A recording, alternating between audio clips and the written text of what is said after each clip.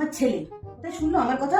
যখন দেখতে গেছিলাম বিয়ের আগে তখন দেখে এসে ঘরে ওকে বলেছিলাম, মেয়ের পা দেখেছিস, এরকম মেয়ের পা শুভ হয় না। আমি দেখেছি, পড়েছি, শুনেছি, তাই তো তোকে বলছি। শুনলো না। কি ভালো হচ্ছে বলো? কোথায় ভালোটা হচ্ছে?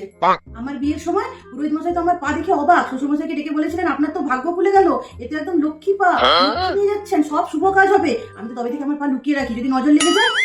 মা, আপনি ফ্রি আছেন? আপনার সাথে আমার কিছু কথা আছে। বলছি, দাদু আপনার বিয়ের সময় চাঁদে আর মঙ্গলে যে জমিটা কিনেছিল, সেটা কত কোটি টাকা জমি হবে বলুন তো? আর তাছাড়া দিদির বিয়ের সময় যে 500 ভরি সোনা দিয়েছিল, এই সোনাগুলো বলে রাখা আছে।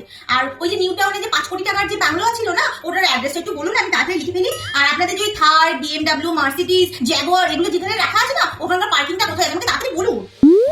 মাথাটা তো খারাপ হয়ে গেছে নাকি? কি ভুলভাল বকছো?